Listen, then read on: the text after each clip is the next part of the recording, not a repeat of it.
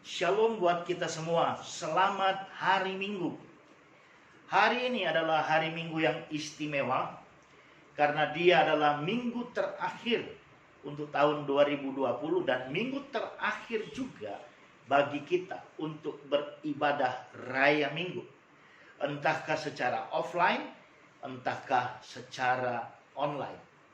Hari ini, Minggu 27 Desember 2020, mengakhiri tahun 2020, saya membawa sebuah tema buat kita semuanya. Yesus datang membawa kemenangan. Ya, Natal baru saja kita rayakan beberapa hari yang lalu dan puji syukur kepada Tuhan bahwasanya pelaksanaan perayaan Natal di seluruh dunia, khususnya Indonesia, boleh berjalan dengan baik, yang artinya Tuhan menjawab doa-doa kita. Hari ini ketika kita masuk dalam sebuah tema, Yesus datang membawa kemenangan, bersempena dengan perayaan Natal dan juga kita akan segera masuk di tahun 2021. Ketahuilah bahwasanya pesan universal, pesan sentral daripada Natal adalah Yohanes 3 ayat 16. Dan pesan ini yang berbunyi demikian.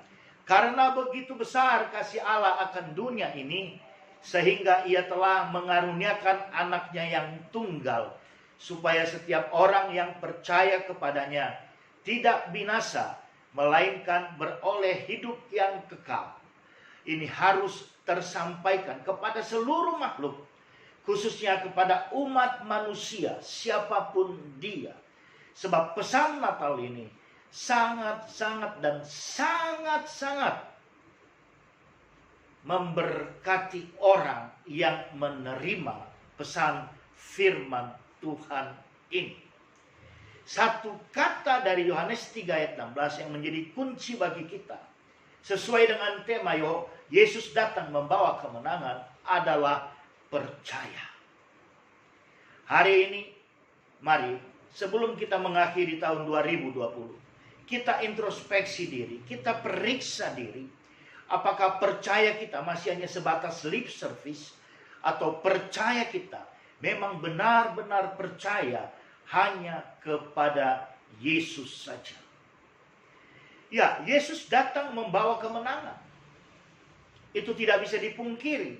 Persoalan manusia adalah, bisakah dia ada di dalam kasih Bapa yang begitu besar, sehingga dia bisa menikmati segala kemenangan demi kemenangan di dalam hidupnya.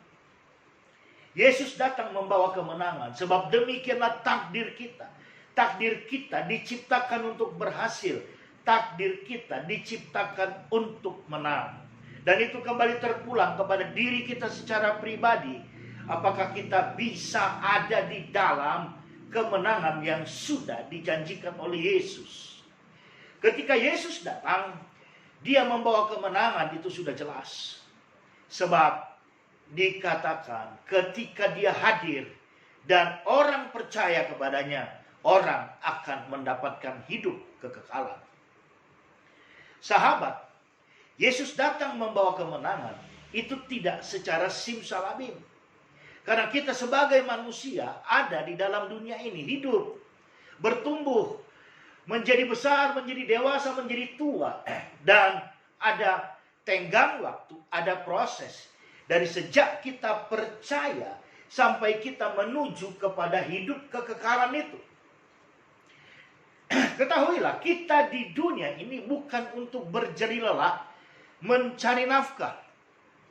Kita ada di dunia ini bukan untuk menyibukkan diri dalam profesi dan karir. Memang itu kita kerjakan, memang itu kita lakoni. Tapi proses kita dari sejak percaya menuju hidup yang kekal, itulah yang menjadi poin kita hari ini. Yesus datang membawa kemenangan.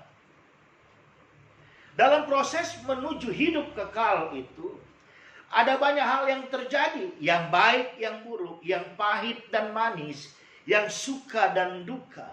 Tapi saya mau kasih tahu, itu semua prosesnya akan menjadi sebuah alunan nada yang indah. Ketika kita bisa menjalaninya bersama-sama dengan Tuhan. Percaya kita tidak menjadi goyah. Percaya kita tetap kokoh. Segala proses yang terjadi dalam hidup ini, bahkan sesuatu yang fatal mungkin secara ukuran manusia, itu akan menjadi sebuah gerhana yang cantik dan manis bila kita menjalaninya bersama-sama dengan Tuhan. Maka ketahuilah hari ini ketika kita ada di minggu terakhir 2020, pastikan kita ada introspeksi diri. Pastikan kita ada periksa diri. Sepanjang sejak kita berkata percaya sampai hari ini untuk menuju kepada kekekalan. Sudah sampai seberapa jauhkah percaya kita? Alkitab berkata cuma satu kata, yang percaya. Bukti kita percaya, maka kita tidak akan pernah mendua hati. Bukti kita percaya, maka apapun yang terjadi dalam hidup ini, kita berkata Tuhan Yesus baik. Tuhan Yesus menentukan segala-galanya. Nah, 2020 tinggal 4 hari lagi. Saya terlalu percaya kita bisa masuk. Saya percaya, saya secara pribadi, saya akan masuk ke tahun 2021. Kenapa? Karena sampai hari ini, saya tetap ada sebagaimana saya ada saat ini. Oleh karena kasih dan kemurahan Tuhan. Tuhan tidak akan pernah membiarkan kita. Memang ada banyak peristiwa-peristiwa biasanya terjadi di akhir tahun. Ada orang yang gak bisa masuk di tahun baru berikutnya. Padahal waktu tinggal beberapa jam saja.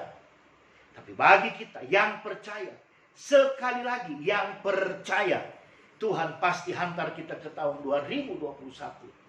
Maka menyongsong 2021 perlu kita pegang erat-erat ayat firman Tuhan. Dari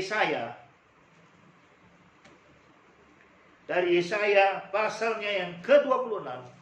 Ayatnya yang ketiga, yang berbunyi demikian. Yang hatinya teguh, kau jagai dengan damai sejahtera, sebab kepadamulah ia percaya.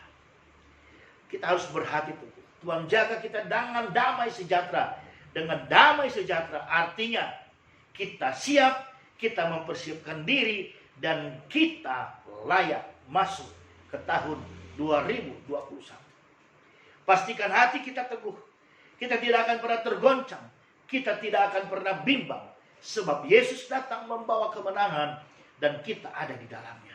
Percaya kita adalah percaya dengan iman yang teguh. Bukan percaya lip service. Dan segala peristiwa yang terjadi, seperti saya katakan tadi, akan menjadi alunan nada yang indah. Menjadi gerhana yang manis dan cantik. Bila kita jalani itu bersama-sama dengan Tuhan. Sahabat, dalam beberapa hari ini saya akan terus mengunjungimu, akan bercerita bagaimana kita mengakhiri tahun 2020, dan nanti pada tahun 2021 kita bersama-sama dengan mata kita sendiri, kita akan melihat bagaimana karya Tuhan dinyatakan dalam hidup kita.